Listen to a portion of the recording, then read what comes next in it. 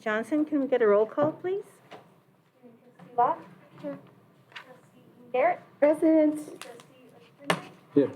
Trustee Salahuddin? Here. Vice President Lee? Here. President Tejada? Here.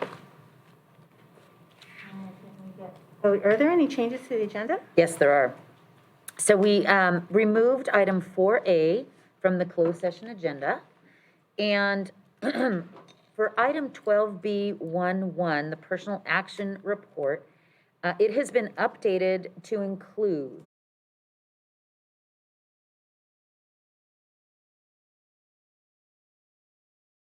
approval of 2 additional substitute teachers. It corrects the salary placement of a new hire with verified experience that HR didn't have at first. And it reassigns an employee to a new site.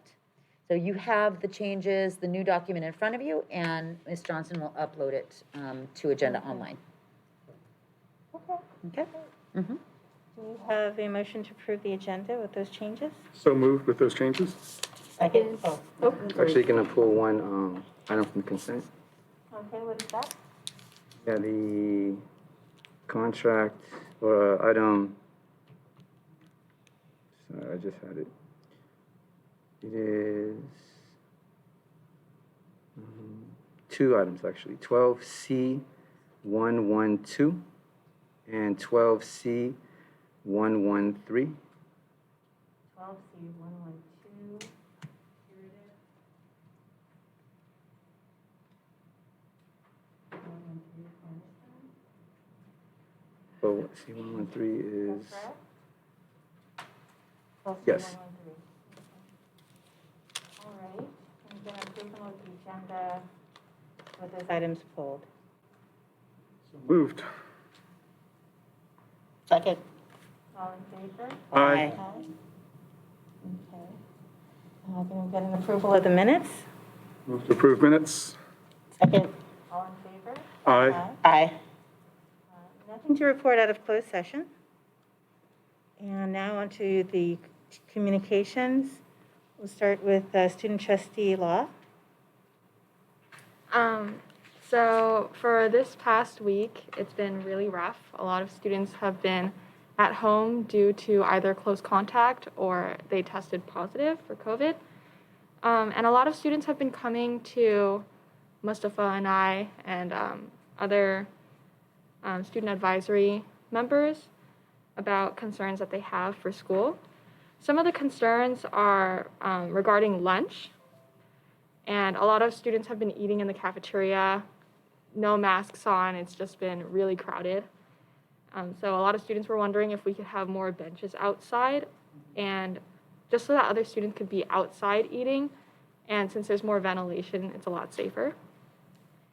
And also they were wondering about what would happen on rainy days, if there was like rainy day plans for lunch as well, because when it's raining outside, everybody else is also inside, which makes it all the more crowded.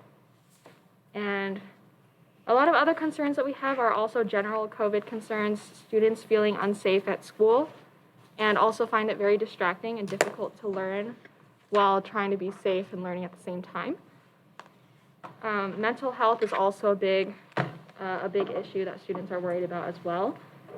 And students have also been saying for COVID testing on site, they would prefer if it was more regular, and find that the times are not very accessible during school hours, especially because for Westmore, the testing is on Wednesdays, which is our collab day. We don't have brunch, and our lunch is only half an hour long. And students have also found that the communication seems to be lacking on information about COVID testing, because a lot of students didn't know that they had to register before getting their COVID test at school. But that's all I have.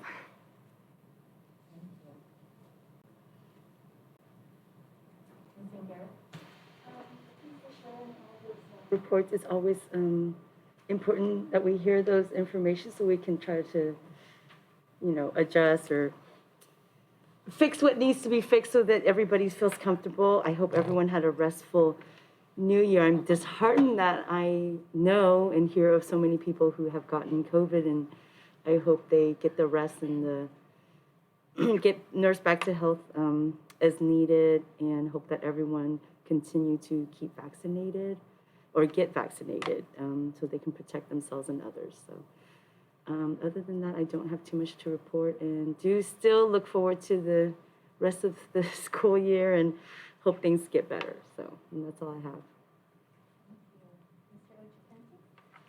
Yeah. Happy New Year, everybody. A few things. Obviously, acknowledging the efforts of students to raise awareness to the concerns, obviously, the public health concerns that are affecting everybody, but not as obvious because people aren't attending school. Students are, of course, impacted the most, and of course, with our staff and everybody on campus. As a teacher, I'm seeing many of these things too, and being aware of that and seeing colleagues, we're just knowing they're testing positive and they're out, and we have a shortage of subs, not just locally here, but regionally, statewide, and of course nationally. It's good to see that Governor Newsom is passing laws to extend and expand the ability to hire more substitute teachers, and of course retired teachers, and extend their ability to teach more than 30 days to 60, now 120 days. These are reassuring things, though, despite the circumstances. Hopefully we can encourage more people to join us public education, which is essential work as anything is these days, but especially in serving our students, and I think under safe conditions. And to that effect, I want to also acknowledge the efforts of many staff in working in public education as a whole, and raising these issues, whether they are participating in sick outs that are authorized or not. I think these are the things that it takes to bring these discussions to a critical stage, such as that at board meetings, and seeing this in bigger cities and with higher rates being reported. I'm also aware too, during the break, it was very hard to find tests. So testing, and something on our agenda today, which we'll discuss in a minute, I think is obviously of critical importance. As we know here at Ceremony Del Rey, we provide a lot of services. One of them is we host Curative, which does testing. And they do it in a parking lot here for walk-ins or drive-in. And I myself, tried to come by and get a test, and they were booked for a couple of weeks during the break. So we know that a lot of our community are likely testing positive, but we don't know because we don't have access to the resources. And so looking forward to the discussions and the resources we're going to get. I know that the governor, Governor Newsom, just approved $286.4 billion in a new budget, 119 of which is allocated to education, 10 of which, 10 million, at least in new spending to areas related to COVID. And so with that funding, hopefully we can provide more solutions and find more, not just, helpful ways, but responsive ways to address that. One of the key ones, I think, is making sure providing masks for all of our students and staff.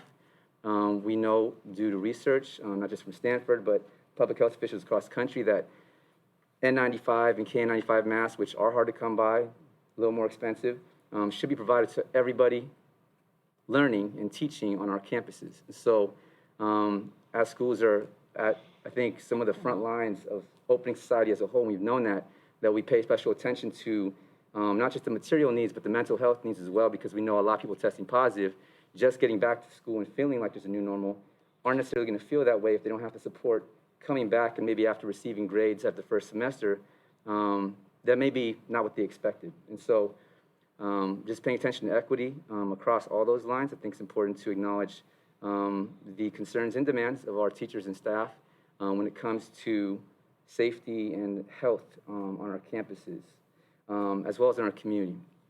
That said, I think it's reassuring looking at the governor's new budget proposal that a lot of what we're looking at is integrated into looking what we're doing with housing, immigration, across a number of issues that affect our community, including climate, including expanding childcare to make sure we can provide that so people can get back to work and people can get back to learning in a safe way.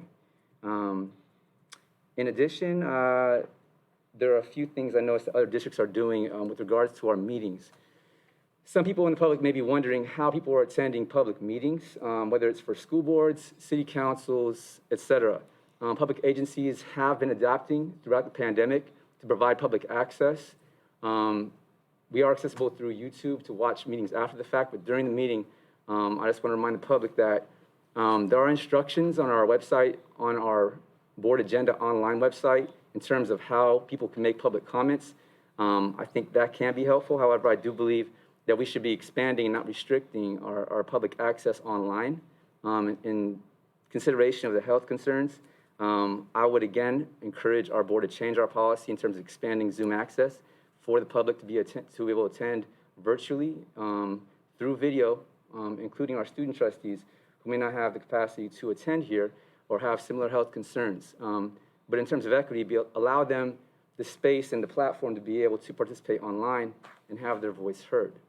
So I would encourage us to review that policy per the recommendations and resolution I forwarded last year, this fall, in addition to looking at updated policies in other districts such as San Francisco Unified School District, Oakland Unified School District. I have forwarded this information before. There are updated policies. The state has also issued updated policies, not just for obviously the safety of those in the board meeting, but for public access for our community at large. That said, I'm looking forward to seeing what else we can do. I know there's a few things on the agenda. I'll almost leave it there. The last thing I want to mention being last night, the City Council, the Daly City Council, held a meeting in regards to the future of the development here at Center Maya Del Rey, which also affects Westmore Park. I want to be extremely clear that everything that happens here at Center Maya Del Rey impacts what's happening at Westmore Park, regardless of which agency, the school district or the city, is in control of all the options going on with both developments, which are related. Secondly, I want to note that while the City Council did move forward with the preliminary plan, it was with conditions. And if people want to review the meeting, they can online. Check it out on YouTube. Honestly, I feel like the community has not had an ample opportunity to participate in this process. We're in the middle of a pandemic, and our priorities should be public health, safety, and of course, above all, public education. If we're talking about how we can support teachers and students, that begins with our health and safety, first and foremost, and part of that relates to sustainability of our community, and of course, integrated with climate change. So the garden, I want to reiterate, is a vital part of our community, and it always has been for over 20 years, and Westmore Park even longer than that. And so for anybody who is watching this, I want to encourage you to know that it's not too late to get involved. The City Council needs to hear your voice on both projects, and encourages that. I encourage that, and I believe there's still a window to have these conversations because nothing is over yet. And if you feel intimidated by any of that process, feel free to contact me, of course, and anybody in the community who is holding a platform and a space for those conversations to happen. Of course, this is why we have board meetings and talk about these issues in public, and this is why we encourage civic engagement in our communities. The same way we do in San Francisco, Oakland, San Jose, across the Bay Area, California, and anywhere else in this nation. So do not feel pressured to be silent, because some people will count on that in order to make sure they get what they want, and tell you later on that you missed your opportunity, but it is not too late. That said, I would encourage people again to get involved with community-based organizing here in the Daly City and Pacifica, and of course through our district in Brisbane, Broadmoor, and Tacoma, because these issues affect all of us in San Mateo County. There is a congressional election right now, and these issues will be at the forefront. So that said, I hope everybody's staying as safe as possible, and of course, Happy New Year. Thank you. Ms. Salahudi? Yes, thank you. So first I want to say to everyone in our district, this has been a really hard time. This has been a really, really hard time. And I can only speak to it. It's not my lived experience because I'm not here working every day. But I just want to let everybody know how eternally grateful I am for the work that they're doing. This is, you know, we were all hoping that 2022 would be a little different than previous years, and it seems like we've just started off and repeat, and people are getting frayed really thin. I mean, it's really wearing on, you know, we all have built-in resilience. We all have a lot of strength, courage, but there's sometimes, you know, you just hit a point and you feel like you're going to break. And I know I felt that way a lot of different times just with the level of work that I have. So I can't imagine how everybody else is feeling. And so I just want to say that, you know, I empathize with how people are feeling, and I'm sorry that everyone has been put into this position once again. And I just, you know, continue my commitment to try to do everything that I can possibly do to help everyone through. So with that, it is disappointing to me that there doesn't seem to be a long-term plan from anyone, and I don't really know whose responsibility it is to have long-term planning to take care of COVID and specifically surges. So I know the county is really not wanting to be the main provider of testing anymore. And even in December, was trying to cancel the contracts with both the testing facilities that is at Jefferson and the testing facility here. I mean, they wanted it to end in December. So that took a lot of negotiation. I want to thank you know, Ms. Van Raffhorst for her help in pulling another contract together so that we could keep the site here. It's on the agenda to speak about later. And that I do want to thank the county for working with me to keep the Jefferson site open and extend it through January. But, you know, their plan was to tell people just to go to pharmacies to get tested and, you know, or to go to their healthcare provider. And, you know, I have Kaiser.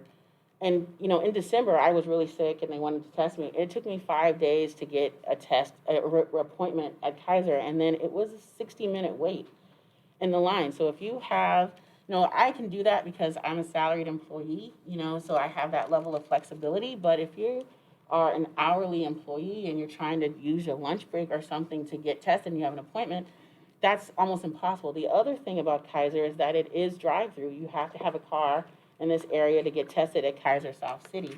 And so one of the few places that you can walk up to get tested is at Jefferson High School or at Bayshore or here, but it's even hard to do it here. So there doesn't seem to be a long-term plan.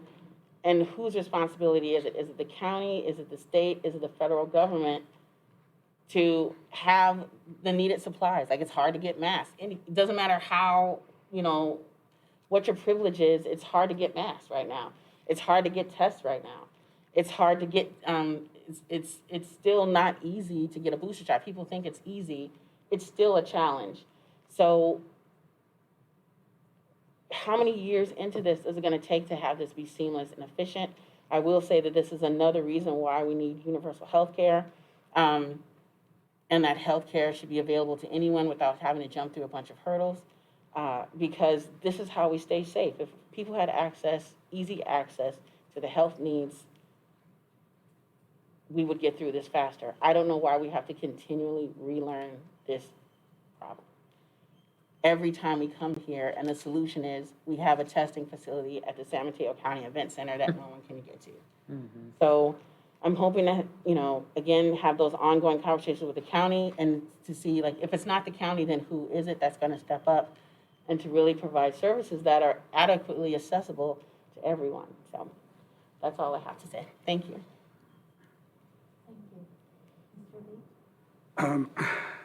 Just listening to my colleagues this evening, all I have to just say is thank you again, once again, to all of our staff.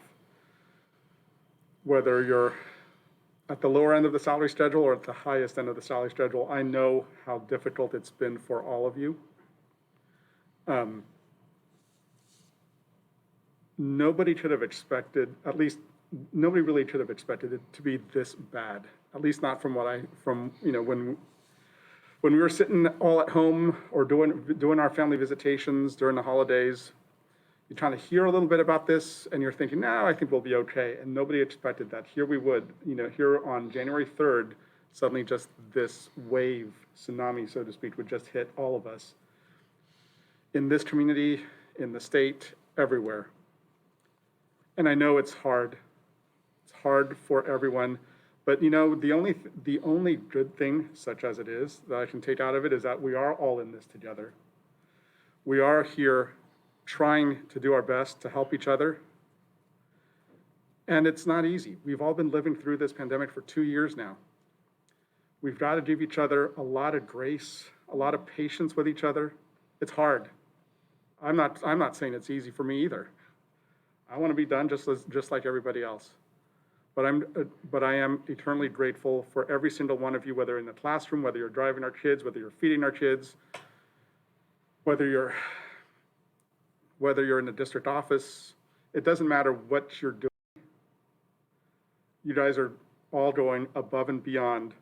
Nobody signed up to be in education to do this type of work. Nobody expected this. But the fact that you are, and trying to do the best for the students of our community is remarkable, and I am so grateful for every one of you. Thank you. Thank you. I just want to reiterate my thanks also to our JUHSD family from every level. This past year was really difficult for me after I lost my father, and during the pandemic, I could barely see him. We had to keep him safe, and there were no vaccines, so I didn't get to spend as much time with him as I wanted. So I think what all of us have suffered loss during all this. In every different way, we've all suffered a loss. And when my daughter was a sophomore, she said, oh, those poor seniors, they're not going to be able to go to prom or have graduation. When she became a junior, oh no, those seniors have lost their entire year. They're stuck at home. They don't get anything. And at least she figured, well, at least when I'm a senior, she thought that it would come back to normal. And it's been a struggle. You know, I drop her off at school and she's scared. You're supposed to protect your child. What do you do? She says, Mom, it's better for me to be in school. I'm scared, but I'm going to double mask and I'm going to eat outside. And she's had two of her friends are close contacts. Over the holidays, we were scrambling to get her a test. It's no joke. It's really hard. And I just want to thank everyone in our district who's been working exactly above and beyond. If it's taxing on our students and our parents, it's taxing on you, really. Our district office staff scrambling, you know, to help with, you know, every day everything's COVID. Everything's COVID. And I'm looking forward to when it subsides a little, but we're all learning how to cope, how to get through it. I agree who is responsible, who's going to step up. I know that, you know, I know Ms. Salahuddin always steps up, you know, because you've taken it upon yourself to serve this community in the way that you do. And I thank you for that. And, you know, our whole district office staff, crazy, the stuff that you're juggling. And I just want to thank you again. And let's get through this together. That's all I have to say. Let's see, Ms. Superintendent, Ms. Presta. Ms. Superintendent. Ms. Superintendent. I'm Ms. Rosie. Thank you. So I have lots and lots of notes, but I'm going to kind of freestyle here and just talk. So first off, I want to echo the sentiments of the board and thank all of our staff. I don't really have words to describe how hard people have been working. And I certainly see my executive cabinet, the associate superintendents on a daily basis, and see what they're doing. I talk to principals on a regular basis and hear what they're doing and then hear from them. I'm not seeing every single person, but I'm seeing a lot. I went to Jefferson to help out with the food distribution on Saturday, and it was just actually really nice to have conversations with some people there to hear about, more about what they're doing as well. But really, at every level, people are kind of working nonstop, trying to ensure that our students and staff are safe, and that they're actually learning, right? That we're keeping schools functioning well during this time. And so I have been communicating more regularly, practically daily. I've been sending out messages to the community and to staff. Honestly, I attend meetings on a daily basis with the county superintendent, with that she's bringing information from the health department, et cetera. And information changes on actually a daily basis. I had a conversation with the county superintendent yesterday, and she had one set of information, and then today at a meeting, it was different. And I said, wait a minute, what? And she goes, yes, I'm sorry. It's different now. So thank you. I forget, somebody said, Andy, I think, said, we have to have grace with each other. And so I ask that of all of us for each other, because everybody really is doing the best they can and has positive intent. So with regard to just our response to Omicron, we all see what's happening. We know it is rampant in our community. I'm sure that many of you have listened to the news and read articles and seen and heard that it is so widespread that they think that it's moving to endemic, so that it will just be part of what is happening. But it's really rampant. And so what we've done in our district, we're fortunate that we already had daily testing available for staff and students at different sites. So on different days of the week, we have, basically all day PCR testing. As has been suggested, it would be great to step that up, but as has probably been witnessed by most of you, it's really hard to find anybody to do it. So access to increasing that PCR testing we haven't found it. We have not been able to increase it. If we can, we will. So I'm not saying it's impossible, but we have not been successful in that thus far. I want to thank Doreen Basuino, who stepped up and is providing, doing the staff rapid testing here at the district office every day from 3:30 till 5:30. That has been really, really key because the CDPH, I have all these notes, I'm not following my notes at all. We're following the 5-day isolation guidance from the California Department of Public Health, and that applies to students and staff. And what that says is, if somebody is COVID positive, they have to isolate for at least 5 days. At the end of those 5 days, it really ends up being 6 days, because I think you count that first day as day 0 when you test positive.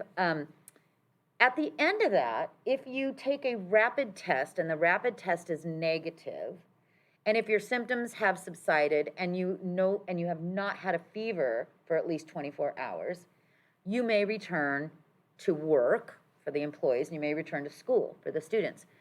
So if you're an employee, the school district must test you. You can't show us proof, or you can't attest to the fact that you took it. The school district must test you. So we do have access to rapid antigen tests for the staff. We did hand out student tests that were in boxes of 2 that were provided by the federal government, gave them the funding for it, and the state provided them to school sites. We didn't find out about that until I think the second week of winter break. So we really, again, kind of last minute, and to your point, like, who's planning for all this? Last minute, came down, thank you to Marcus Peppers, our director of maintenance, who got one of his drivers to go down over break, pick it up for us. And, you know, I was on the phone with Miss Casey trying to figure, she was ready to hop in a van and go pick them up. So we really figured out how to get them to our sites and pass those out to students. We don't have more supply of those. We had some extras that were, I think, given, the sites had some extras on hand, and they're giving them to the students who weren't there on the day when we handed them out. We don't have more of those. We're trying to get more, but we haven't gotten more to send home. So just earlier this afternoon, I sent out a communication to the families with a form that they will need to fill out for their students if their student tested positive and has isolated for 5 days. They can give their student a rapid test and fill out this Google form and attest to the fact that they've received a negative on the antigen test.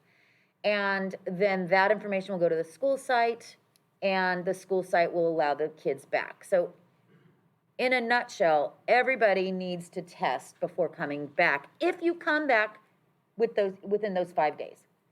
If you want to wait the 10-day quarantine, if you don't have access to a rapid antigen test, or if you still have symptoms, you do need to quarantine for 10 days. You don't need to rapid test after those 10 days. Let's see. We are taking precautions at schools. I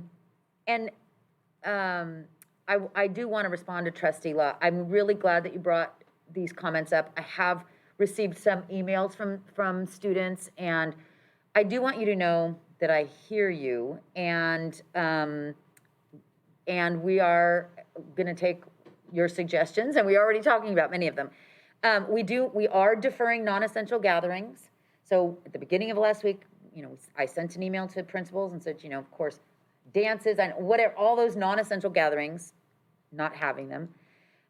We are holding our non-instructional business meetings through Zoom. We actually have an executive cabinet meeting once a week, and we talked this morning, should we all sit in the same room for 2 hours?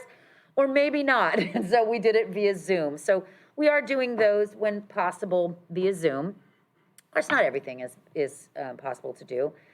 As I said, we're increasing the testing protocols with the rapid antigen tests, and we're going to do that really until we're through with Omicron. Start off, we were just going to do it last week. And then Ms. Beswino said, I think we should probably do it. I'll do it next week if you want me to. I said, yes, let's do that.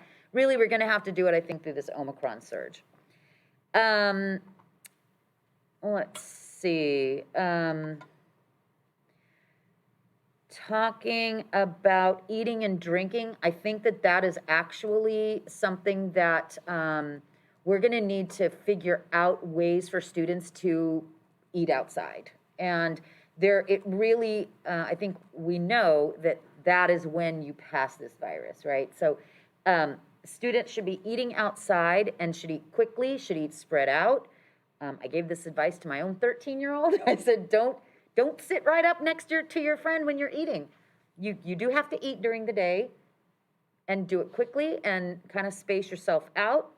I've heard the suggestion of silent lunches, like don't have people talking, just get to business, eat your lunch and be done with it.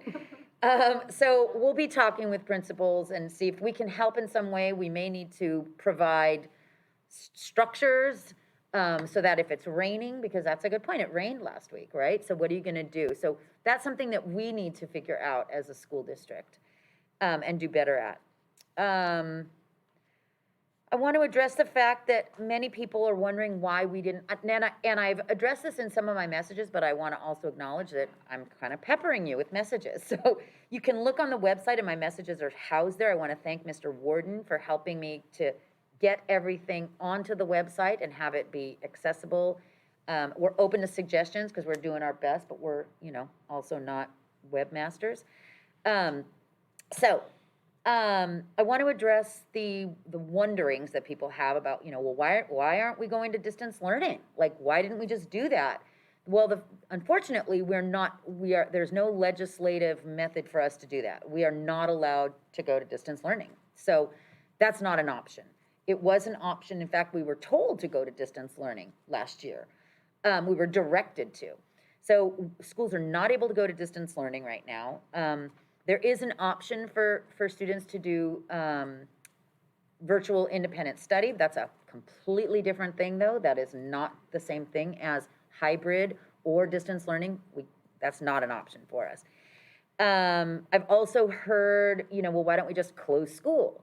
When you close school, there's some different pathways that you can go down. There's a form that you can fill out and submit to the state that says, we had a natural disaster, or the electricity was out, or something like that. We were not able to hold school for X number of days, and that's fine.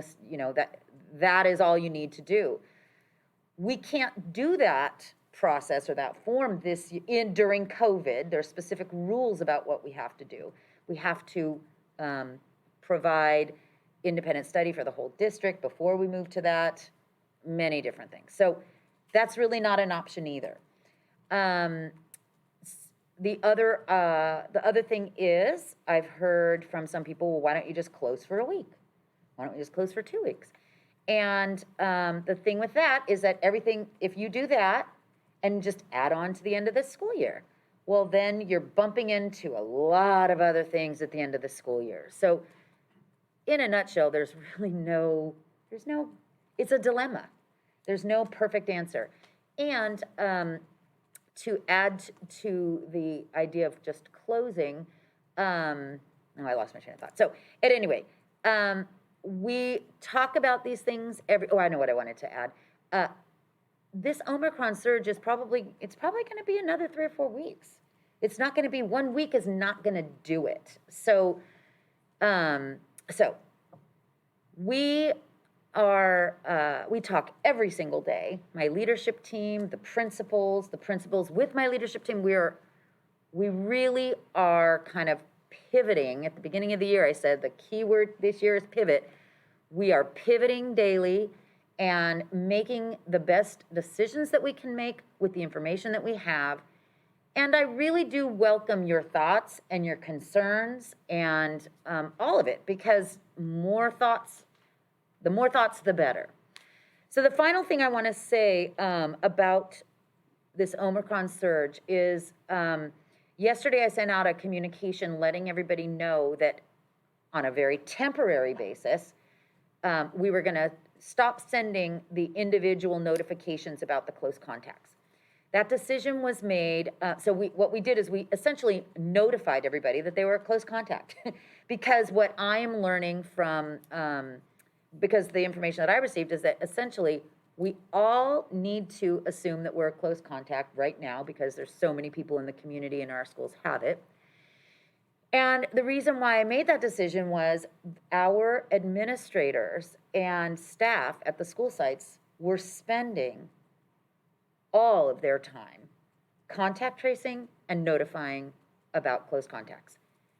At the same time, being crippled by teachers and staff being out because they're sick. So neither is a perfect answer, but they were spending so much time on notifications that they were not able to do what they needed to do in order to keep schools functioning. And that is our primary goal, is the safety and the functioning of the schools on a daily basis. So this is a very temporary measure. It is hopefully for maybe a week, maybe 2. And we are notifying unvaccinated staff. We're notifying staff if they were close contacts, if they were unvaccinated. So there's some caveats. We are making some notifications, but the mass notifications, we're going to put a hold on for a week or 2.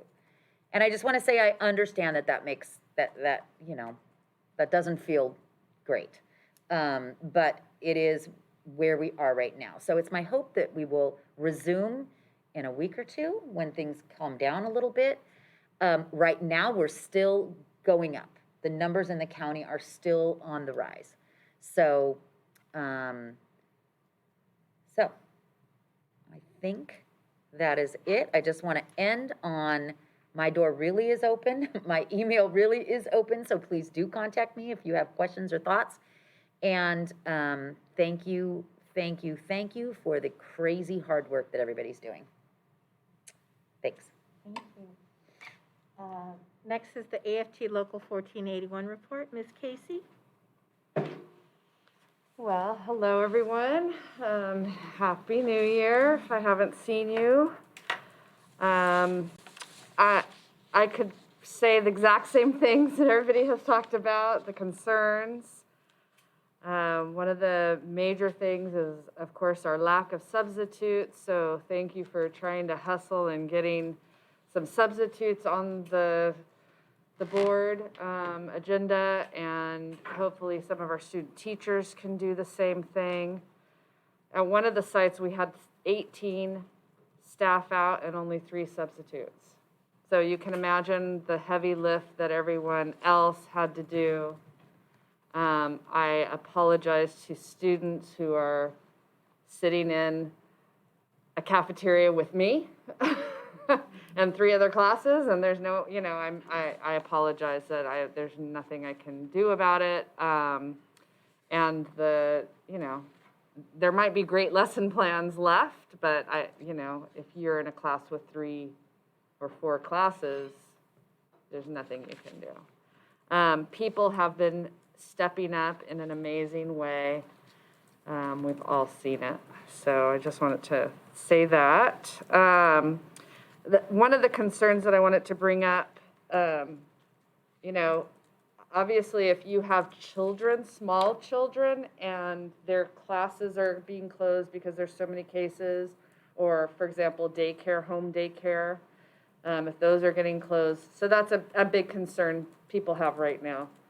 And I want to say that people were so thankful the first year that we were dealing with COVID, and we had childcare here on this campus, and people were like, oh my gosh, people really do care about me and my kids. And of course, they know that that's true. We have to come up with some kind of solution. I just don't know what it is. And again, it's that same idea that whose responsibility is it? And why does it always fall on our shoulders? But that seems to be what happens.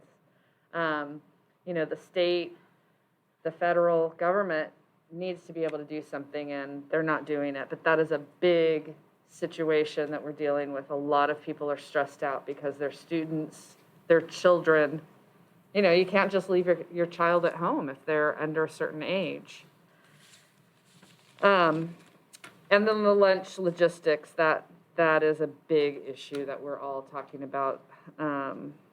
So another thing as far as testing students regularly, pool testing is another thing that people are bringing up over and over again.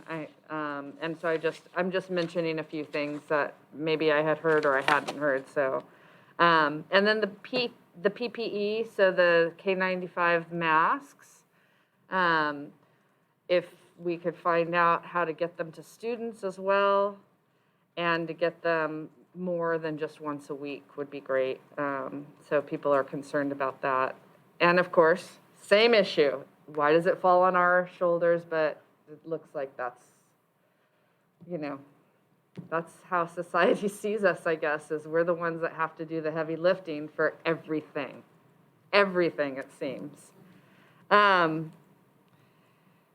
I just want to remind, this is something I told my exec board today. I want to remind everyone, and I know some people are going to be mad at me for saying this, but education is not just about subjects. I'm a math teacher, and a lot of people, have their ideas about math and math teachers. And I honestly can care less about math right now.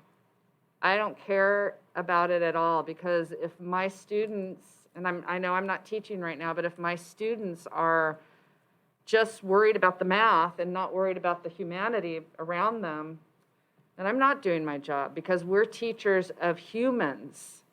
The subject is just a vehicle to learn, to figure out how to learn better, to figure out how to go forward and make decisions and take something that's very difficult and figure out how to piece it together so that you can make sense of it. So we need to make sure we teach our students and help each other, be human to each other and show compassion. We don't all agree on all those things. We don't agree on how that looks. But if we can kind of get closer together than further apart, that's what I have spoken to my exec board about. And so I wanted to bring that up today here. I'm going to excuse myself. I'm going to leave at 8:15, so I apologize. I'm going to be leaving early today, but I'll stop now so that we can move on with the meeting. Thank you. Thank you. Ms. Presta, you had something to add?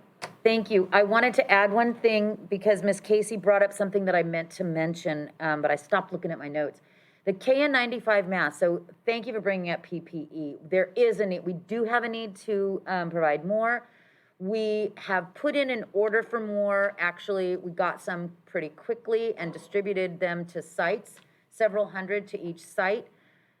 But we need more. And so the county office superintendent, County Superintendent Nancy McGee asked superintendents just a few days ago if we wanted more, if she could get more, and we said yes.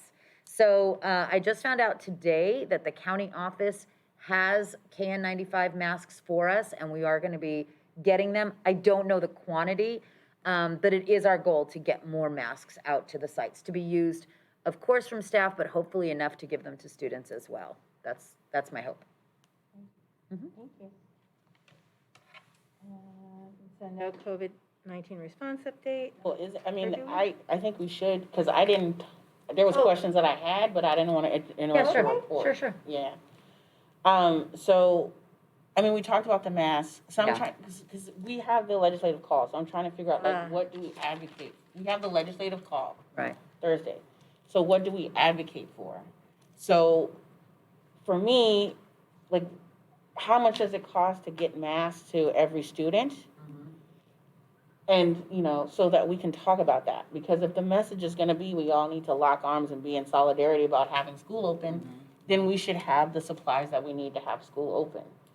So to get information about what would it cost to have masks, and I know the KN5 masks are a little different, that, you know, you can wear these for a couple of days, so, you know, giving everyone 2 to 3 masks a week per student, like, how much is that? Because I know these like $1 a person, you know, so. So I'm looking over at You don't have to know today, yeah, but I mean, but have we can cost Oh, that yeah, out. I mean, they were like $1.50 a piece when we just now bought them, but the prices are going up and the supply is going down. But we can have- figure out, so $1.50 a piece by, 4,300 4,000 times 3. students. Yeah, Another 800, 500 staff, and Yeah. if you're talking about how many weeks are we gonna Yeah, do this yeah. for? So we can figure out a number. And just give it to Yeah. us so that we can Yeah. just talk about that. Yeah, and because that is what we need. Like, it really is a hill to climb. Right. Mhm. And then we don't have to answer this tonight, but just, these are just things that I've been thinking Mhm. about for the long-term planning, because it seems to me like this is not going anywhere. Like, you know, we're going through the whole Greek alphabet, you know, this is how I'm learning it.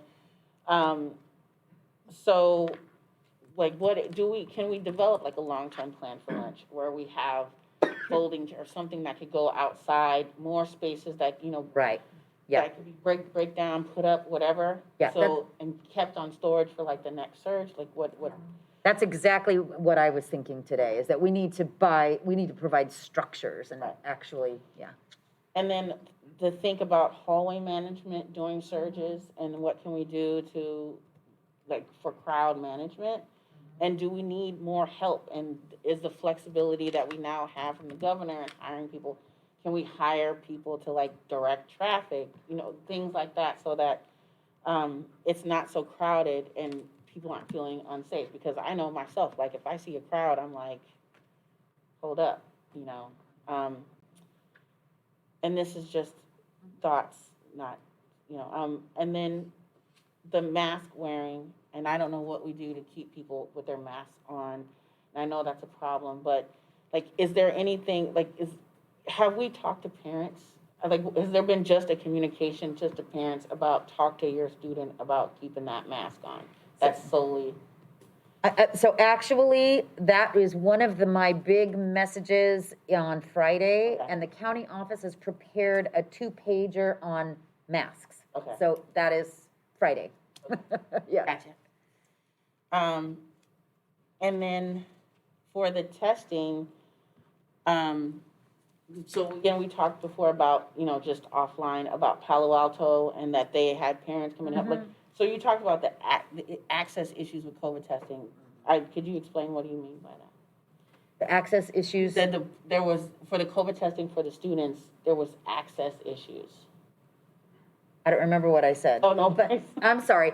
What I do, so what I think maybe you're referring to is that students, we have testing on site every day of the week, but it was set up for students to come. It wasn't set up for a surge, right? So it was set up for sort of normal time when most people don't really care about a PCR test. I didn't get after things sort of died down, I stopped getting PCR tests on a regular basis. And it wasn't until this surge happened that I was like, oh, better get my PCR test once a week just to make sure. So similarly, students can access the PCR testing on their site or really another site but it's before school. They're supposed to go during non-instructional hours. So I think that maybe that's what we're referring to, is that students aren't, at certain sites, I think they are allowing the kids to go out, leave class to go get a test, but certain sites aren't. So it's something that we're gonna need to talk about as a team to make sure that I do wanna make sure that students have access to the PCR testing. And I know that certain people have better access than other people. Do you know what I mean? Just by virtue of certain people make better access for themselves. So, so that might have been what I was talking about. And I do know that we did have a conversation, offline conversation about Palo Alto. The superintendent of Palo Alto just made a plea to the community to say, we need volunteers. Can you come and help right now during this surge for the things that you're talking about, like crowd control and that kind of thing. And so I think that we do need, we're gonna make a call. Then my last question is does the lab that we're using also having delays with getting? Yeah. Okay. The lab that we're using is Valencia Lab Color, and they're having delays. Yeah. So that's the other part of this, is like, even if you get tested, it seems like it's like a 3 to 4 to 5 day turnaround. So It is.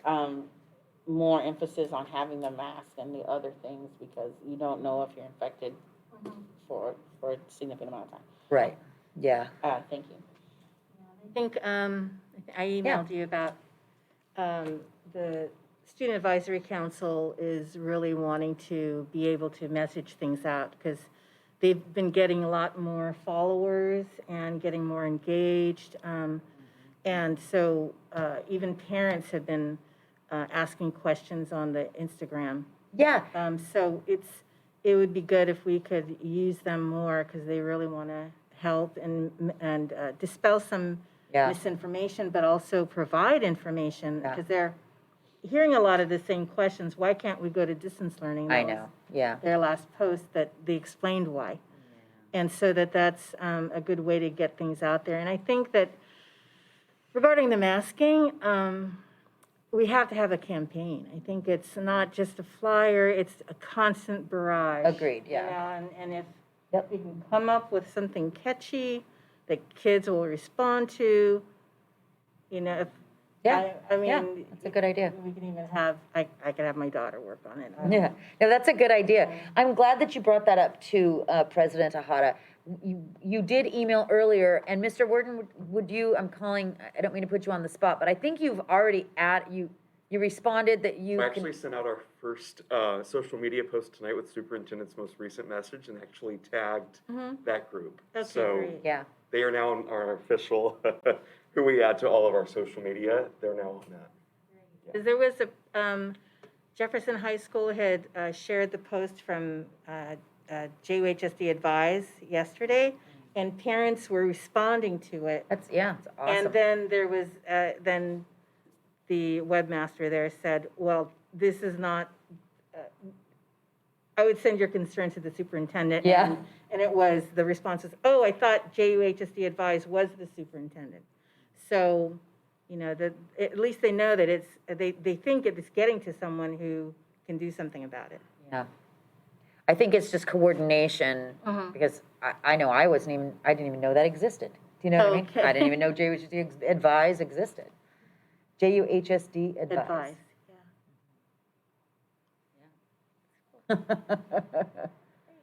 Thank you. Oh, glasses. Quick question and comment. So I know this is a report, this is part of our meeting on the agenda. Are we still engaging in questioning and answers for this part of the meeting? Are we still? This is for the COVID report. This Right. is just question and answer. Yeah, sure. Right, right. I was Yeah. just making sure, okay. So do you have something? Yeah, Have a question?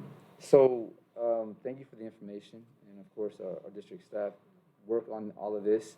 The work obviously doesn't come without questions. I think one of the things we've encountered is that notifying the community is extremely important, although the community, of course, is being vigilant, because everybody's looking for tests, for masks, for solutions, outdoor dining being one of them. There are only so many things that I think obviously school districts can do within their resources, but we have received a sizable amount for our budget for COVID-19. So given the resources that we do have, I think it's incumbent upon us to put whatever we can towards getting as many masks as possible and as many tests as possible. I know in some districts, they had delayed shipments of tests, but in some, they had them distributed prior, and even if they could, mailed and delivered prior to returning to school in late December and then, of course, early January last week. In addition, we have masks on campus that we routinely obviously give to our students. Of course, this stage is requiring us to look at the higher level masks. So I would recommend that we immediately purchase as many masks as possible for our students. Obviously, several hundred. Is that just for staff or for students as well?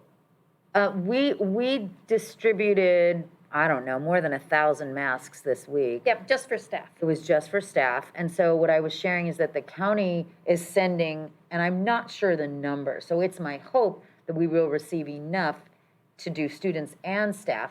But honestly, this is an ongoing issue. So as you say, we'll need to keep ordering more in order to have a plan so that they can get 3 a week and, you know, not have it be one-time deposit of masks. Absolutely. Thank you for that. In addition, I think one of the things in my experience too is obviously we don't have distance learning. That is not allowed under California state law. Independent study is a different platform for learning. It is currently in many districts being issued through online learning hours, short-staffed as may be. It is something I would highly encourage our district into looking into at this stage. We do have it. Yeah, I know we do. I'm in terms of demand, there are students who obviously they or their parents and families in the community are concerned that if we're not, you know, we don't have everything, you know, prepared, or the school districts as a whole are struggling with these issues, that their decision might be to pull their students and want them to learn essentially virtually. And there's nothing wrong with that. In fact, it's completely sensible. What we do know is there's no substitute for in-person learning. As a teacher who is teaching in person, who is taught online, and with independent study, I understand, has some of the best practices that we can apply, because they've been doing that throughout the pandemic and even through the return to school in many districts. So I would encourage looking into what other districts are doing with their independent study programs, because enrollment will increase. We know that if we open and expand our platform for independent study, there will be demand for teachers, some of whom may even be interested in teaching through independent study in the interim while we get through a pandemic.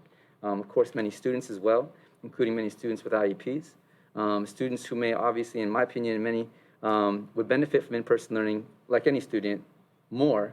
However, because of medical or any other mental health conditions that they're struggling with, they might find that learning online at this time is more suitable. And giving them that option, I think, is very important.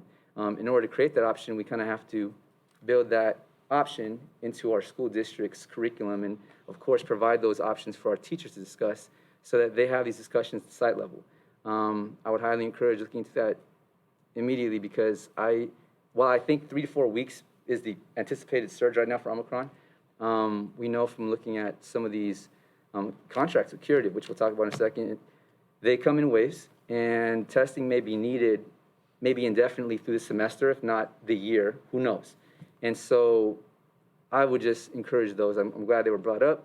I think definitely the work we have at some of our alternative forms of education in our school district through Oceana and, of course, Thorne have provided other outlets for learning, and certainly building into that a mode for independent study in this time, and maybe long-term should be something that our district should consider, as well as many districts throughout San Mateo County if they don't already exist and are being built out similarly to bigger cities.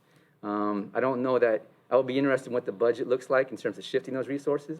Certainly if a teacher's getting paid at one site, they simply would be paid to work through another site.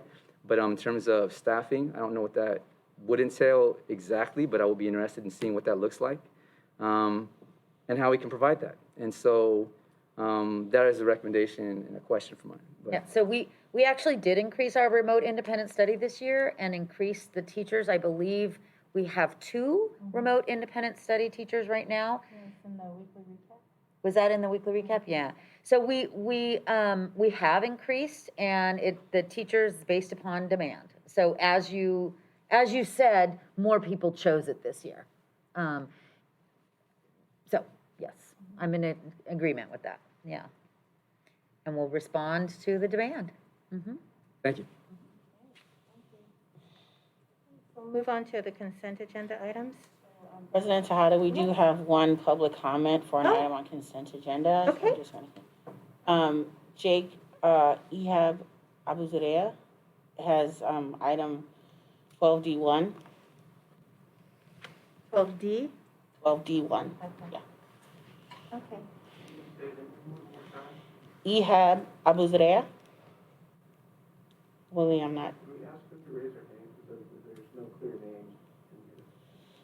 If Ehab Abuzaria is on the line, can you raise your hand?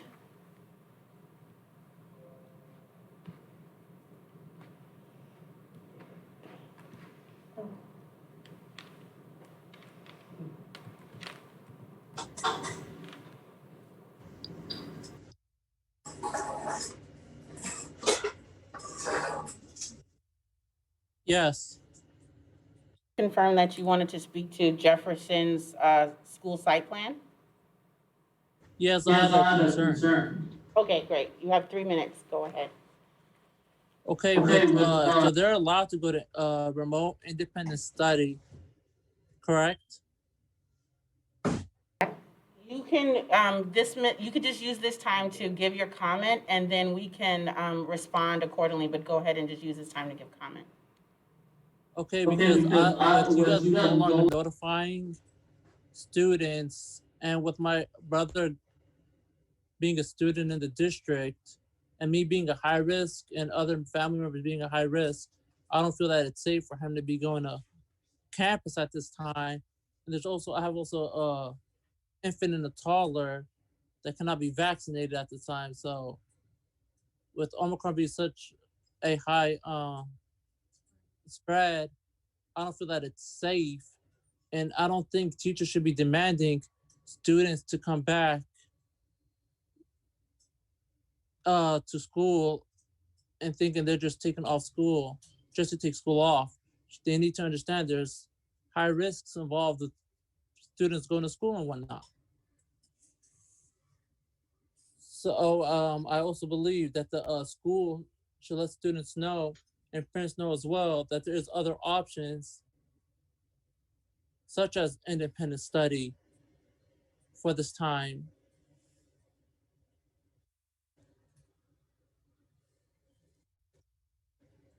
That's all I have at this time. Thank you so much for your comments. No problem.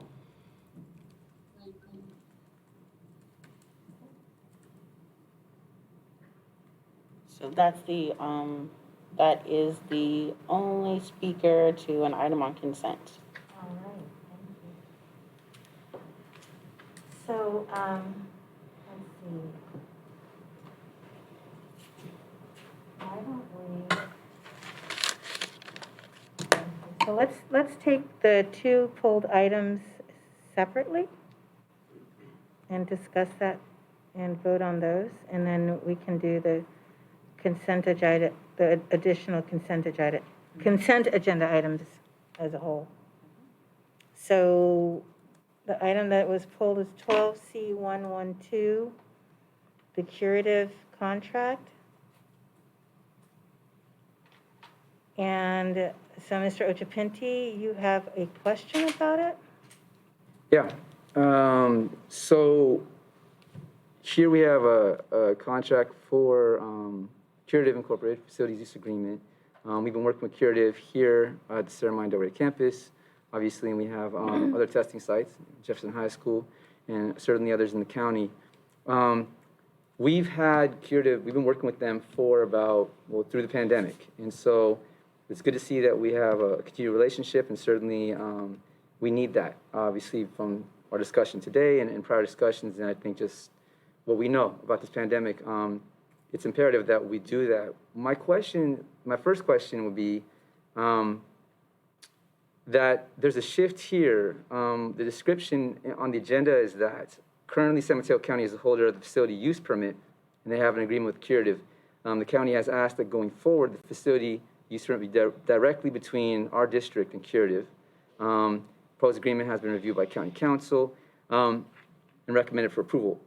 So my first question would be, and this is for the public to know too, why is this being proposed now versus in the beginning of our working with Curative? First question. And the second part of that would be, why is the county urging us to do this at this time? So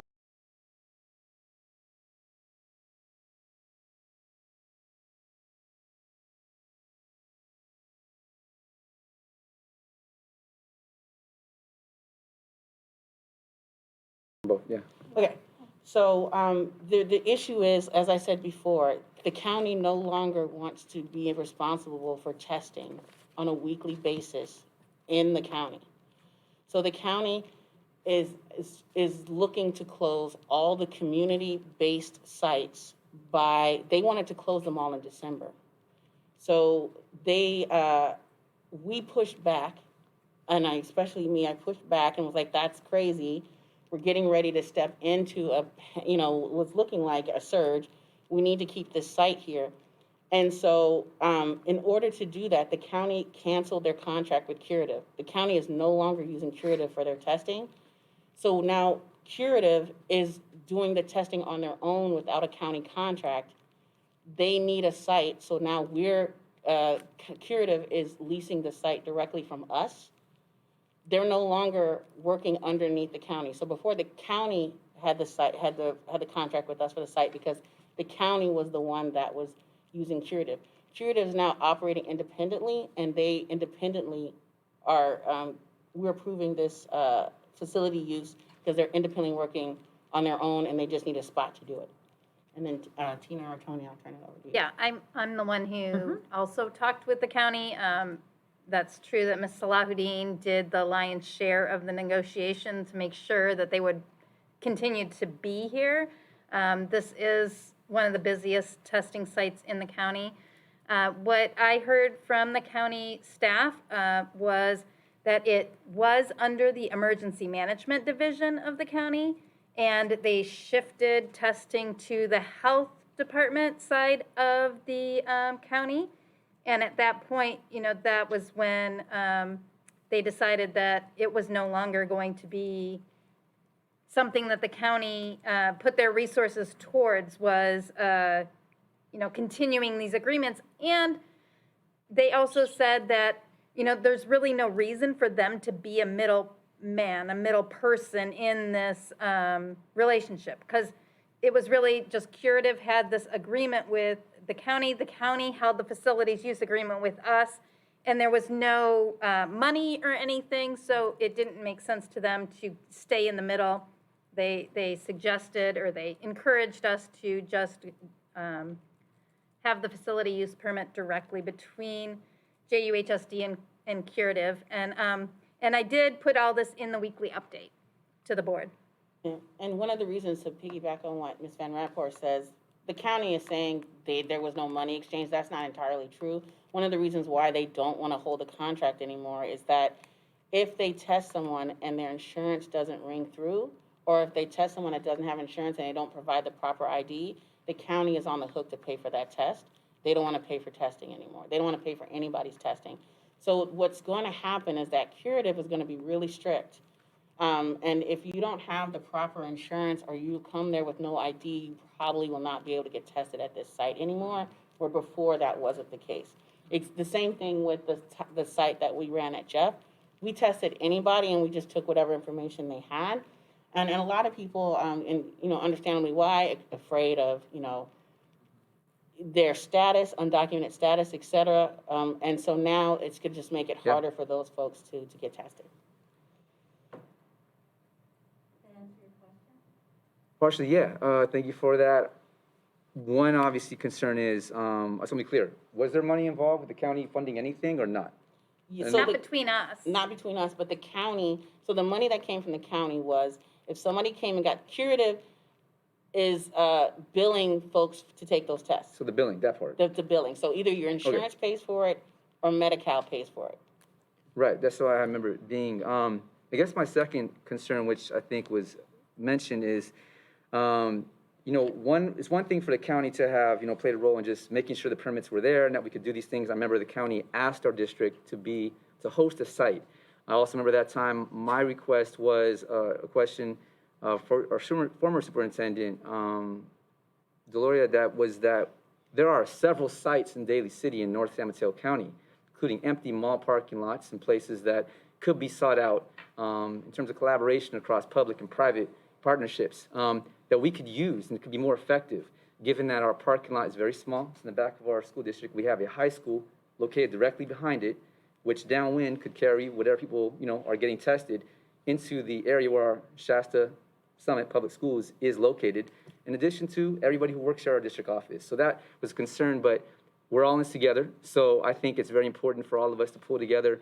However, I do believe if this is where we are, if the county is pulling back because they don't want to pay for that, my question is a question of funding. As public agencies, it's incumbent upon us to make sure we're providing that. So, of course, those of our community who don't have the resources or who are undocumented or otherwise unhoused or perhaps just confused on how to access the process, I'm glad we're providing that. But my question would then be, if we're paying the bill for that. No, we're not paying the bill for anything. So then, if the cost is being deferred to the county before, and curative was going to turn people away because they're a private agency and they don't feel that's a requirement, it's not upon their responsibility to do that, then what will be different between this and before? Who would be paying for people who? Yeah, I think that the difference is that the county was that anybody could go, and if you didn't have insurance, they let you get tested. And I think that the difference now is they're going to turn people away that don't have insurance. That's my It's assumption. not if you don't have insurance, is that if you don't have insurance and you don't give them an ID. Okay. So that's the problem, is that a lot of people who are undocumented are fearful of just letting you take a picture of their ID, which is what's required for curative. So at this point, what would change? I guess my question would be is, if the county, why is the county opting out of this other than just being the middleman agency? If they were saying that, they don't want to be accountable for any of that billing, who's accountable for that billing at this point? So they're not saying that they don't want to be accountable for the billing. That's what I'm saying. That is their reason. They're saying that they want to get people away from getting used to getting tested once a week, which made zero sense to me. Like, that excuse made zero sense. So that was my question earlier. Like, who is going to be the person or the agency that steps up to provide testing to everybody? We need to make sure that everybody's tested, regardless if they have insurance, regardless if they're safe showing their ID. Who's going to step up and do that? And I don't know who that is right now, because the county doesn't want to do it. Okay, so if we're providing it, are we paying for anything that the county would have paid for before? No. So what did the county pay for before that they're worried about paying for now, maybe? So what happens now is that if if someone gets tested and they don't provide proper documentation so that their testing can get reimbursed, Curative was having the county pay for all of those tests. So Curative tests somebody, and then they send a bill to somebody for reimbursement. If something happens where that they didn't, like somebody gave them an insurance that wasn't really their insurance, or somebody gave them ID that wasn't really ID, something didn't check out, Curative doesn't get reimbursed for that. The county had to pay for each one of those people. So now that the county's removed themselves, Curative is now on the hook to pay for any test that is not fully reimbursable, which is gonna make them much more strict about who they test and who they don't, so they can make sure they're reimbursed for everything. Got it. So now that we're taking on the agreement, will we be the ones to make sure that that's gonna get paid? No, Curative is responsible. All Curative is doing is just leasing the right to use the facility. Got it. So this is Leasing simply. is a Leasing is a terrible tricky name. word because they're not paying anything. but Facilities use. Facilities use Permit. agreement. Yeah. Being, yeah. Yeah. So they're being permitted, so we're making sure they're just permitted to continue operations. Yeah. However, we know that because they're a private agency, that they're not necessarily gonna serve our undocumented community or unhoused or whoever else can't afford it. So that would be, or access it. That would be a primary concern of mine. I think obviously this is just a necessary step, it looks like, but it raises very important questions. I know there are ongoing and now resuming discussions with other public officials across the county. We haven't had those calls for quite some time now, but as one of the lowest income public agencies in our county, our school district is doing a lot. We go above and beyond the call, I think, and we do it well. And I think whether it's meal distribution or testing for COVID, I think the pushback there, part of it is that we need to make sure that the county is doing their job. Certainly there's federal and state funding, and we know from Governor Newsom's budget that some of that funding is coming to our communities through those channels. And so we should push the county, and I would ask maybe that as a resolution, our board put forward a resolution so we can make sure that this isn't the only step we're taking, but that we're making sure that all of our community is served with Curative here, as they have been throughout the prior part of the pandemic. I understand that. And I think if we do that, not make it specific to Curative, because there's lots of other testing, just course. testing in general. Yeah, I think it's a good idea. So let's turn to the task of this, if all your questions have been answered regarding this facilities use agreement. Yeah, if you have any questions, please. Okay. Yeah, thank you. So let's go ahead and vote on that. To approve the Curative agreement. Second. All in favor? Aye. And now on to the Cornerstone Earth Group Soil Sampling Agreement. What is your question on that, or have any clarifications, Mr. Ochapinti?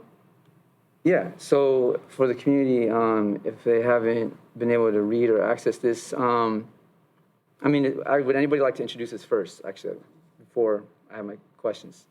No, I think it's, if you have questions on what is presented here that you've reviewed yourself, you can ask specific questions on it. Oh, I know, that's what I'm doing, but I'm asking if the district staff wants to talk about it before I begin. I don't think anybody was prepared to make a presentation about it since it's on the consent agenda. I think Ms. Van Raphorst put it on to the consent agenda. So she can read answer your questions, but I comments. didn't really prepare a presentation. Oh, no, I'm not asking for a presentation, just a quick introduction. It's on I the can read agenda. what's on the statement here. We worked with Cornerstone Earth Group to do geotechnical sampling. They completed that in October for the new district office and adult education building. And they found pesticides in the earth, and they need to do further investigations so that we can determine the locations, the depth of the soil, and all of that, so that the soil, so we know exactly what's in the soil for the new project, for when the soil's removed, how we will need to dispose of it or store it or whatever, depending on what's in the soil. So it's the soil sampling that was started in October and needs to continue. Thank you for that information. So, in reading this, obviously one of my concerns is, first of all, what are pesticides doing on our school grounds and our public parks? Westmore Park is a public park. It's existed in our community for decades. Is anybody aware of why there are pesticides at Westmore Park? No? So that's, first request would be And clearly this is looking to further that. My concern is, of course, as I've mentioned many times before, that we should not be building on a public park given the scope of the development, including San Ramon Del Rey. This is one more reason for me to think in two terms. One, we should know why there are pesticides and we should do the research. But two, this is one more reason why maybe it's not a good idea, because this is a park that should be used for public use. And if people are going to be there, we should be upgrading and renovating our parks instead of letting them go to the point where we're finding these things in them that we didn't know were there before, and it may have impacted our community who have used the park throughout our lives. So I would request a further investigation into why. We should know why. If we're paying an agency to figure these things out, we should go back and figure out who has been or how pesticides have found their way onto our campuses. Certainly our students at Westmore should be informed, and our parents and families who live in the area. But if it's simply in the soil, and this is a soil sample, my second concern is that this is part of a project that had literally zero input from the Westmore community. According to the mitigated negative declaration that was fast-tracked last summer, literally had zero comments about developing Westmore Park. So this is just one more contract, I get it, in that process, but that process actually is not fully agreed upon. It was never voted on. So my motion would be to remove this item from the agenda pending community input on any development or any future discussion about what we're going to do with Westmore Park. Okay, so you just you're making a motion to remove this item. Right. Okay, do we have a second? Hearing none, your motion has failed. Move to approve the contract for Cornerstone. Second. Get a roll call vote, please. Do you approve the agreement? Oh, yes, I do have her. Yes. No. Yes. Yes. Yes. And so the remaining items on the consent agenda, can we have a motion to approve? Move to approve the consent agenda. Second. All in favor? Aye. Aye.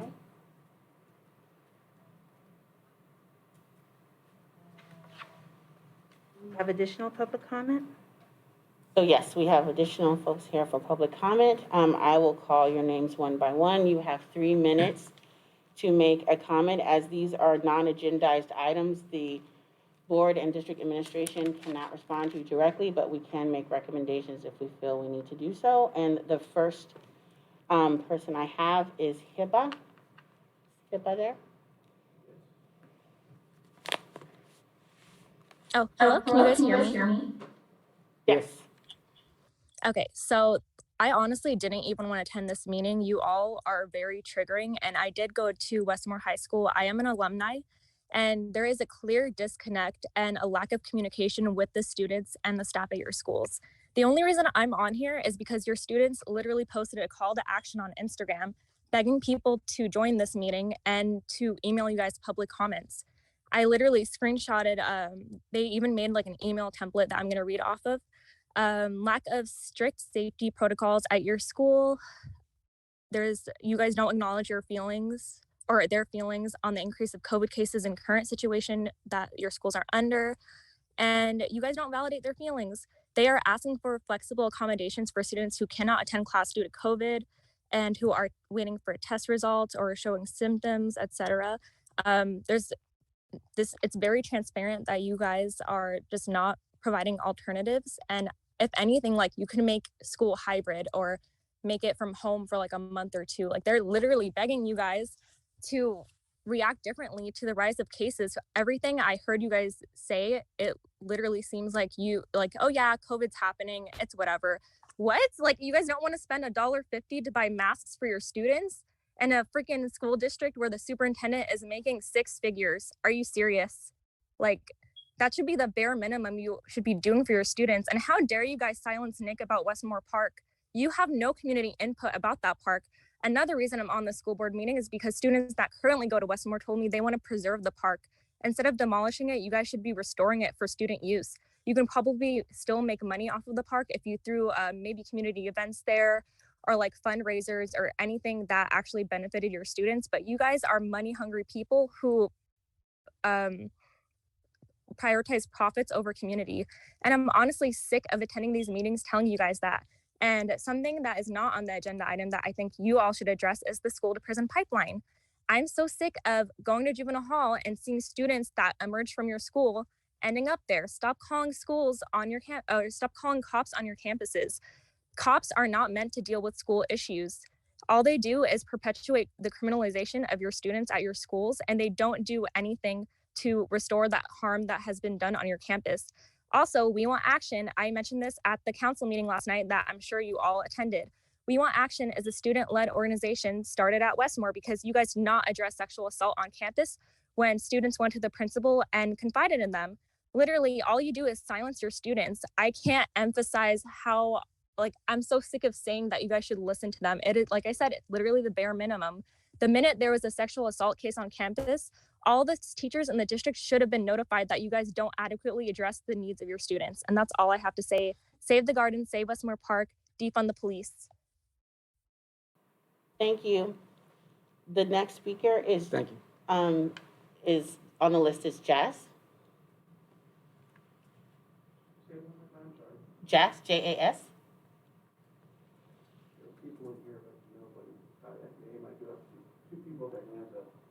Okay, so the next person I have is Amy Nguyen.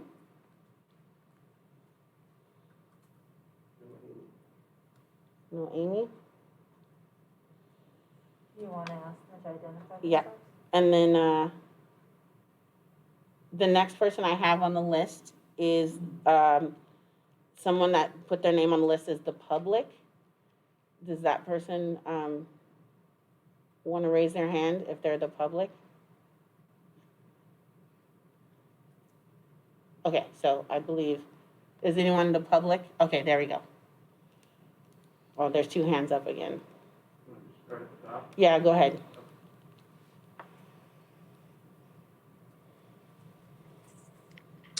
I'm calling in support of the students and teachers, school staff, but especially the students, because that is the real purpose of a school and a community, is to educate and liberate the next generations, especially. This pandemic is not just a virus pandemic, it's also mental health, it's loss, it's been hard for them too. Most are spending time taking care of their mental health, doing sports or taking walks like at our community parks, like Westmore Park, which is very beneficial for them. Trees that filter air pollutants that help because the virus is airborne. Trees capture and store carbon dioxide, which helps climate change, and nature itself, like a garden, helps alleviate so much stress and helps with mental health. It provides nourishment through food and so much more, and all this should be accessible to students, teachers, and staff, and to all humans.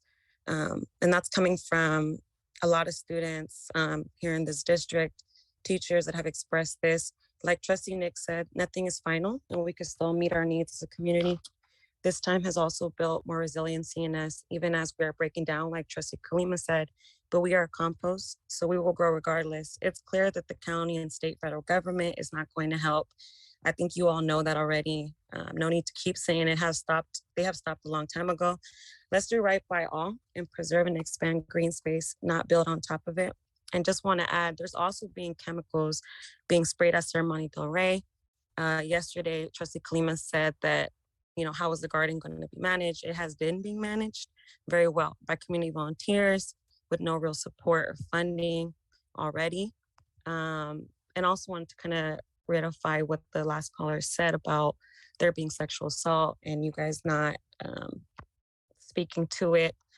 The youth is, I feel like there's so much, I think you guys already know who I am. You guys know what we've been doing. And I think it's crazy to me how, I know you all care about the garden and it not going away. And we need to save it. Bottom line, we need to save Westmore Park.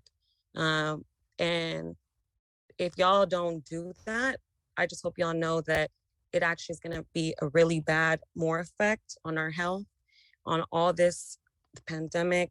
And the community is going to look at you a certain way. And that's gonna affect everything.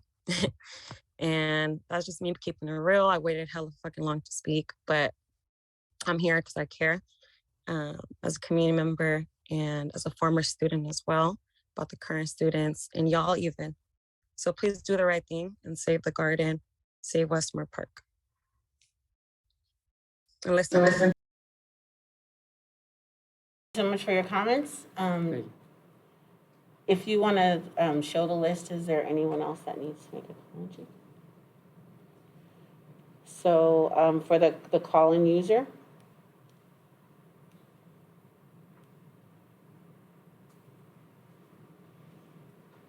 Hello, can you hear us?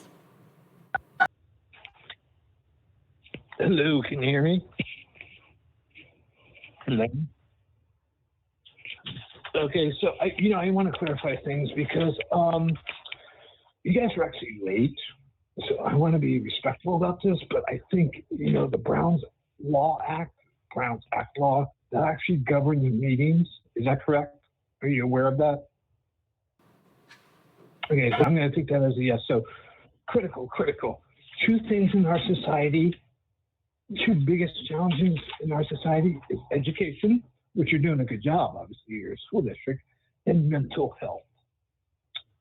What this district can do, this is like paramount. This is so this would be incredible. What district can do is create a mental health facility at Ceremony Del Rey. They can also create a community center, and they can also obviously help the students. It would be a win-win-win. You guys would be awesome. I would help you so much. I would be so indebted to you. Now, I'll tell you who I am. I'm a longtime resident of the Bay Area. Most recently, Daly City since the 80s. But I'm also a father. I'm a father of children that went to Junior Serra, Westboro, and then subsequently graduated from El Camino. So they actually are young adults now. And back in April of 2021, April of last year, I found out there was a man that was murdered in Daly City. And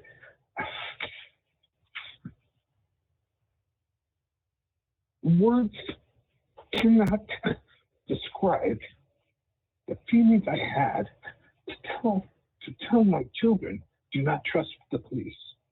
Do not trust the police. Do not talk to the police. You are to call me before you talk to anybody, before you exercise your Fifth Amendment.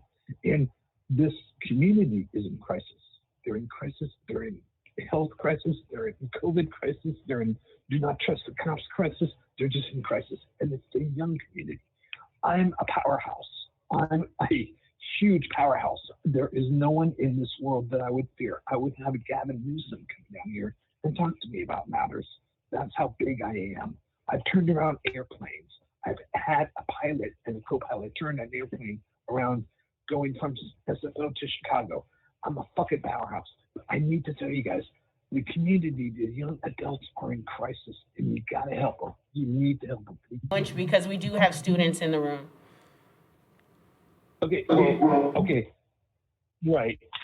So you guys need to help the students. I'm sure they perhaps have heard those words before, but you need to help the students. It's on you. The onus is on you because there's no way that the unaffordable housing will be fully occupied. We're talking about a vacancy rate of 40 to 50%. Okay, 40 to 50%, and the rent. That is your time. That is your time. Excuse me. That's you've exhausted your 3 minutes. Thank you so much for your comments. No, I think I should get 6. Sorry, we only allow minutes. If you want to continue to give us comments, our email addresses are available on our website, but unfortunately, we have to end your comments at this time. Thank you.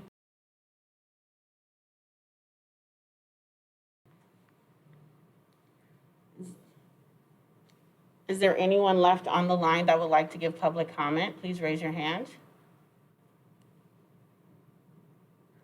Okay, so, yes, go ahead. But, Again. oh, did they already, okay, sorry. Nope, we've already got you. you've already taken your public comment, so seeing no other hands, we can move on. Thank you.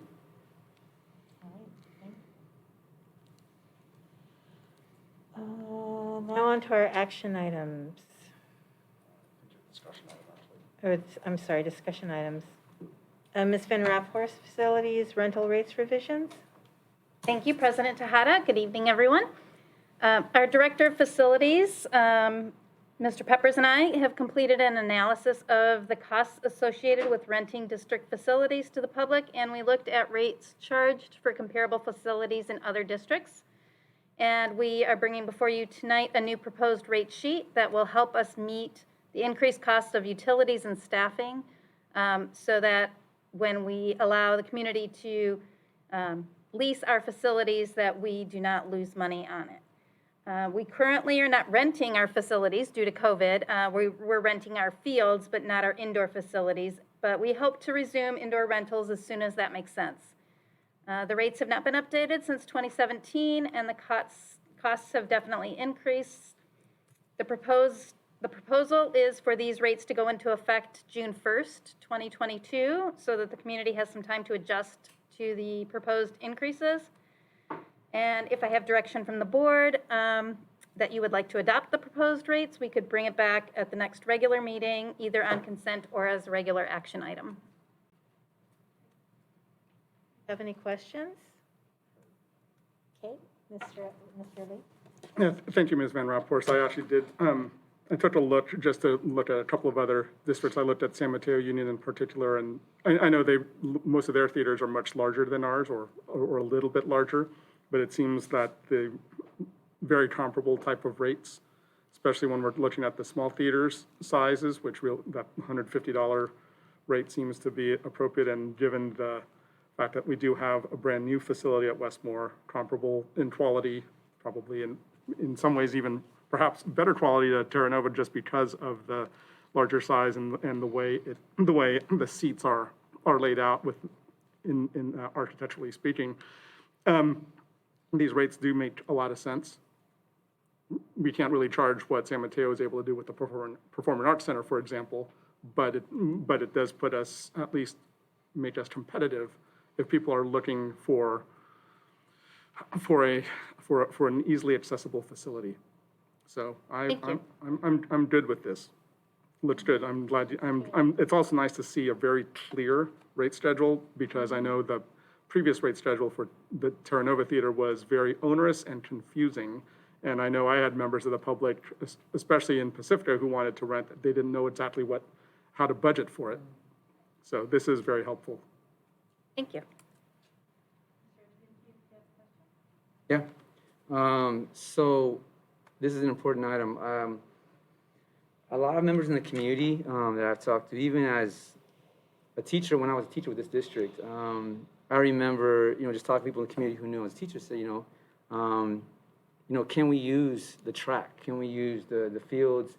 When they weren't gated off, people could come use our public facilities. These are all public grounds. Clearly, when it's not school hours, on weekends, I myself began running track here with this district at Westmore, because you could just walk on the track and you could run on the track. It has been brought to my attention at various times over the years that, and due to COVID, obviously, it's closed off almost indefinitely, but I do actually believe and agree with many community that they should have access to public grounds. These are public facilities. If they want to use the track, they should have access to the track. If they want to use the new baseball fields at Westmore, they should have access to that. Certainly, if there are other events and leagues and organized activities, we should have, I think, another discussion about that. I don't think at the time, in this discussion I was hearing at the city council level about, the fees for recreation and library programs, and raising the fees for swimming and other programs the city is offering. Two things. One, we are a low-income community, so raising the fees on anything doesn't make any sense to me. It just prohibits and adds another hurdle and a barrier to our community actually using the facilities that they're paying for through taxes. So the people who benefit the least are the people who are paying the most for our facilities, especially on school grounds. That's a policy that, even if it is one of our policies, is not only outdated, it's inequitable and should be updated to actually reflect lower or no fees, if not a waiver of those fees, if they're at a certain income level. The same way financial aid applies to many public services beyond school districts, but across public service. So I just interrupt, that's actually not allowable because it would be a gift of public funds. So when we let somebody use our facilities for free, it has to be connected to education, like the PTO, or some districts allow, different student groups. But if it's not connected to education and we let them, use the lights, the heating, we have staff that are cleaning the bathrooms after them, those are all costs that we have then gifted to that organization. That's the first I've ever heard that argument. I don't agree with it, but I hear it. One thing I'll say is, as school districts, we give out meal distribution during the pandemic. Is one example. We shoulder part of that cost because, like anything, these are essential services. Recreational services, physical activities, open space, these are all necessary components of society. In terms of city council obligations, county, state, and federal, there are navigation of those resources one way. If school districts, as you're saying, are hamstrung by public gifting of services, it's inconsistent with many things we do offer on our campuses, including access to adult school and many other services we provide the community, including education. If it is education related, which recreation is, people should be allowed to use our recreational facilities on our campuses free of charge and free of burden. And so there are legal issues there I feel like are not being addressed. I don't expect you to have all the answers. Clearly, this is something that needs to be redressed, I think, in our community before and even precluding any discussion of raising fees. They would make our services more privatized and less public, which to me poses actually some very serious considerations legally in terms of how we navigate using public educational facilities for our public, especially moving forward when public needs open space, green space, educational space, as we reimagine many services in public service throughout society. So I would say, not just on a philosophical level, but on a policy level, that we should take a serious pause on raising rates because we somehow need profit from community who want to use our new theater Westmore. I feel like the new theater Westmore, we should be promoting it and integrating community-based services and organizations to help be a part of it. Certainly, it's a beautiful theater, like Terra Nova's and many in our community and around the county. But I do feel like we should have a completely different approach given what we've learned over the past couple of years. And I don't fault anybody for not bringing that perspective forward prior, but I would actually pause on any raising of rates for our public services to our community that's worried about paying the rent and getting evicted and making sure they can afford masks and the kind of things in our community that we need. So I would make a motion actually to remove this from our agenda this time, at the very It's a least. discussion item. Oh, I So mean, we're already talking about it. right, sorry, this is not an action item, but if and when it is being considered, because I know that's the suggestion, I would say, in that sense, we should maybe pause on this in terms of future discussion and other meetings. I just don't feel like. When it comes to us for action, you can discuss it then. You can make a motion not to. Yeah, my recommendation would maybe don't agendize this until maybe a future time when we need to, unless we're going to redress it. And part of the discussion would be lowering the fees, if not eliminating and giving a waiver for some of these fees. So we're discussing this now. Yeah, So I like it the way it is. I think that, other school districts make use of their facilities. And Ms. Van Raphorst already addressed the idea of, I think by Ms. Van Raphorst, you were saying by law, we cannot gift. Correct. We do have a reduced rate for youth athletic groups that are that are based in Daly City and Pacifica. So that is one way that we have, addressed the community aspect. I think the 40% rate is great. We always, we tend to sell ourselves short here. Yes, Ms. Aludine. Oh, I was just gonna say quickly that this is just for, individuals can use our facilities at any time. Like, individuals are always using our fields, always using our, so this is just more for organizational use for if you're doing an extended period or during the day. Everyone I talk to that uses our facility says the rates are really reasonable. I'm looking at the rates, they're really reasonable. But we have to, you know, if you, and I know, because I've seen you at different events, there's a mess. Like, it needs to be cleaned. Like, who is going to clean that up? Are we gonna take on the cost for cleaning, use of bathrooms, the opening and closing? Like, there's a cost to all of opening and closing facilities during Wear and off hours. Yeah, so, I think we just, you know, these are the costs. To me, it just seems like we are just, we're not making money off of these. We're just recuperating the expenses to the district to have events on our site. So that's all I want to say.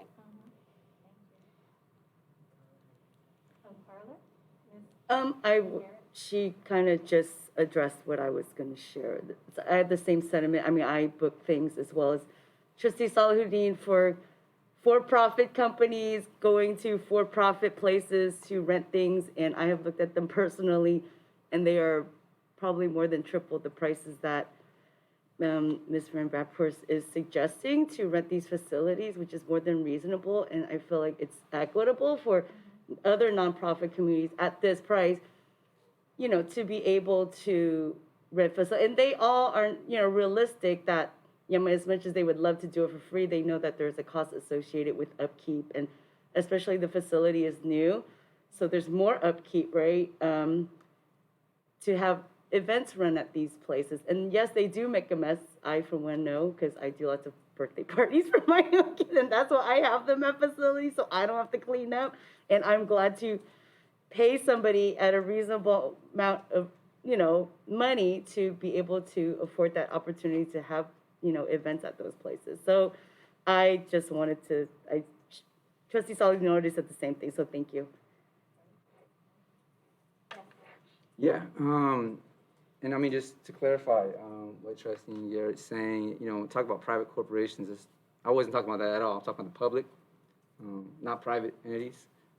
Certainly if there are organizations that want to use a facility and they want to use an organization that's not a public organization, it's private by definition.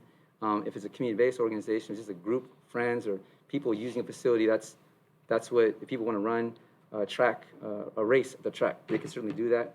One of the things I think should be pointed out, there's no public gifting in this, just to clarify legally.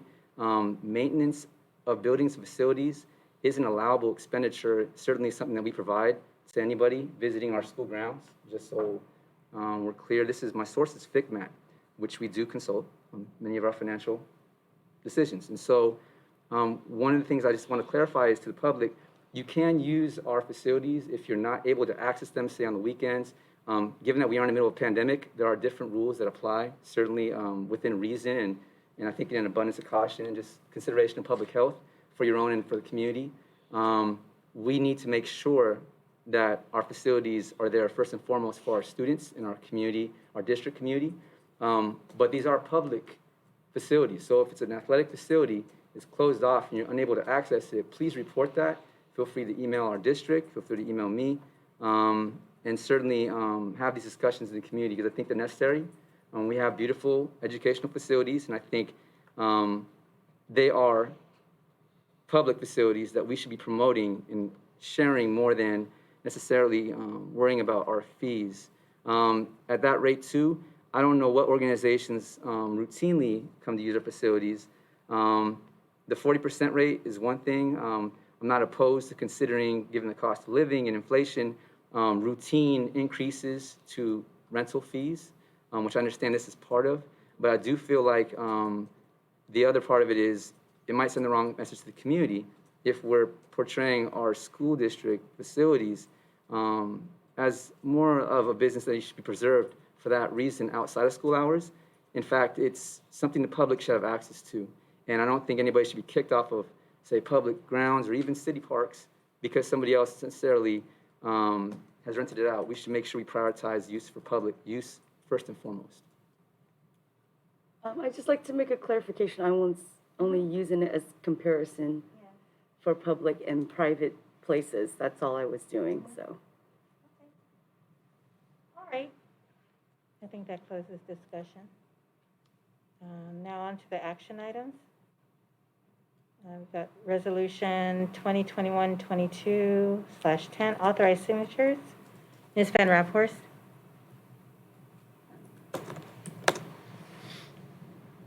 This is just an opportunity for us to add Ms. Shapiro to the authorized signatories as the new Executive Director of Daly City Youth Health Center. Okay. Do you have a motion to adopt this resolution? So moved? Second. All in favor? Aye. Aye. And now Human Resources, Ms. Lujan. Good evening, everyone. Our first item this evening is a job description update for an assessment technician 3. Adult education, as it has evolved, we go through the process of just evaluating current employees, their job assignments, and their current job description. In reviewing one of our employees, we determined that one employee was classified in one way, and we realized that their assignments include things such as exam proctoring and clerical responsibilities, and so what is before you is a new job description with an employee who is currently doing these responsibilities. Second? All in favor? Aye. And now on to item 15B2.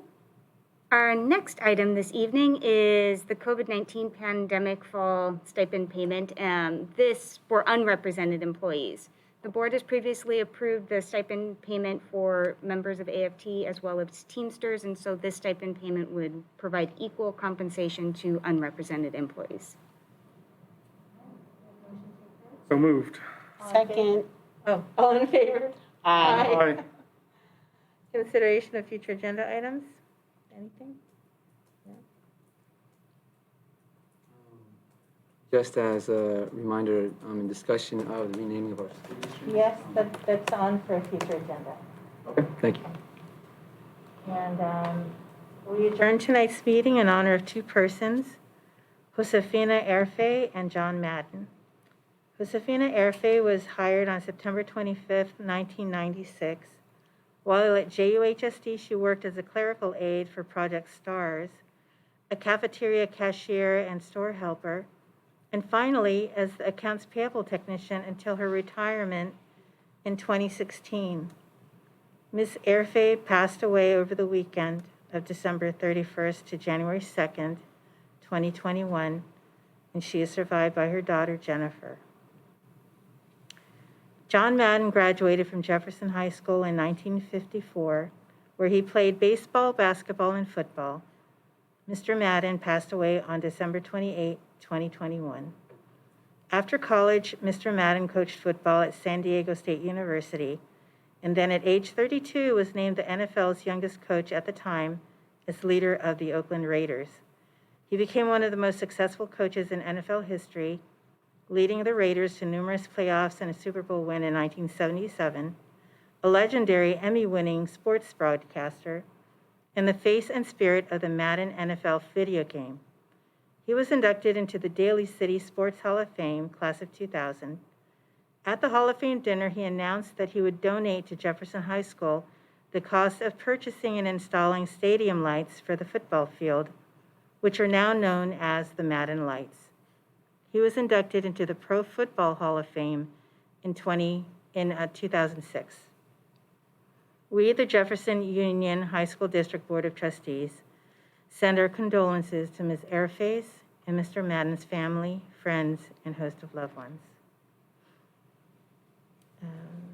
Move to adjourn. Adjourned. Second. All in favor? Aye.